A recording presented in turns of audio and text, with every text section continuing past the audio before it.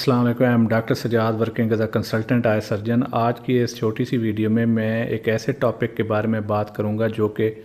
आँखों के मसाइल के हवाले से है और हमारी पॉपुलेशन में इसकी अवेयरनेस ना होने की वजह से मैंने बहुत ज़्यादा नोटिस किया है आउट पेशेंट सेटिंग में और दूसरी जहाँ पे भी हमारा मरीज़ों के साथ इंटरेक्शन होता है कि इन कंडीशन के बारे में पता ना होने से हमारे पास पेशेंट बहुत ज़्यादा लेट आते हैं और तब तक बहुत ज़्यादा देर हो चुकी होती है और उनकी बीनाई को वापस लाना बहुत ज़्यादा मुश्किल हो चुका होता है। तो ये मुझे नीड ऑफ आवर लगा कि इस टॉपिक के बारे में बात की जाए और कॉमन पॉपुलेशन को, आम आवाम को जिन्हें ज़्यादा नहीं पता होता या जिनकी रीच नहीं है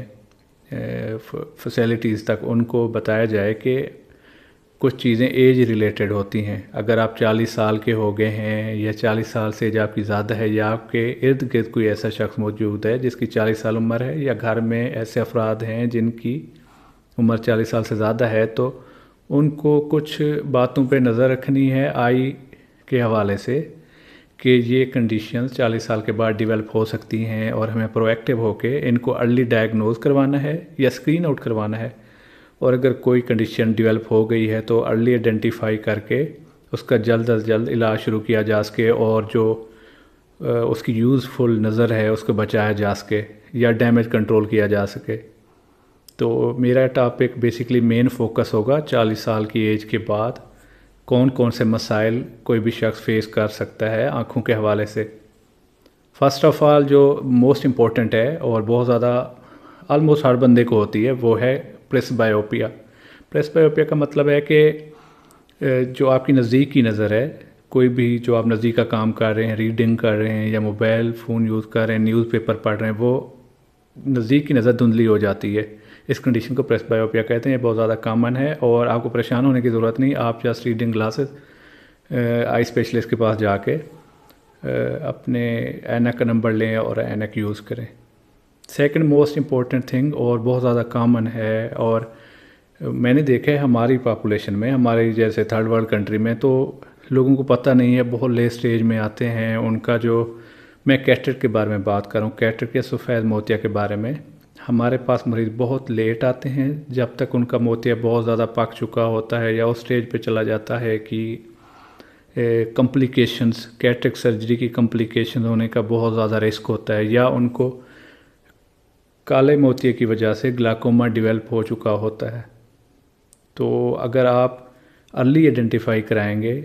कैटरेक्ट को अर्ली स्टेजेस में जाके, जब आपकी रोज़मर्रा की ज़िंदगी में धुंधलापन आ गया है मोतिये की वजह से, तो आप जो इसकी पोटेंशियल कॉम्प्लिकेशन हैं या जो मोतिये की वजह से बाद में मसले आ रहे हैं वो आप इनसे बच सकते हैं। मैं थोड़ा सा आपको बता दूं कि सफ़ेद मोतिया बेसिकली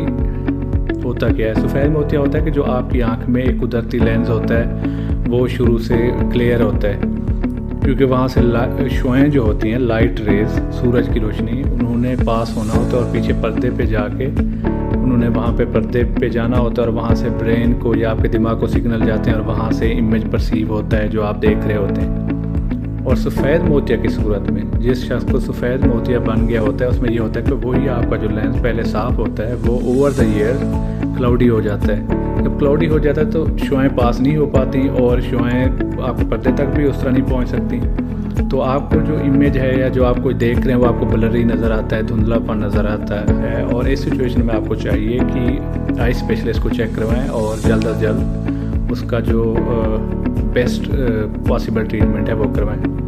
थर्ड मोस्ट इम्पोर्टेंट और ये सबसे सीरियस कंडीशन है क्योंकि इसमें आपके कोई साइन एंड सिम्टम नहीं आते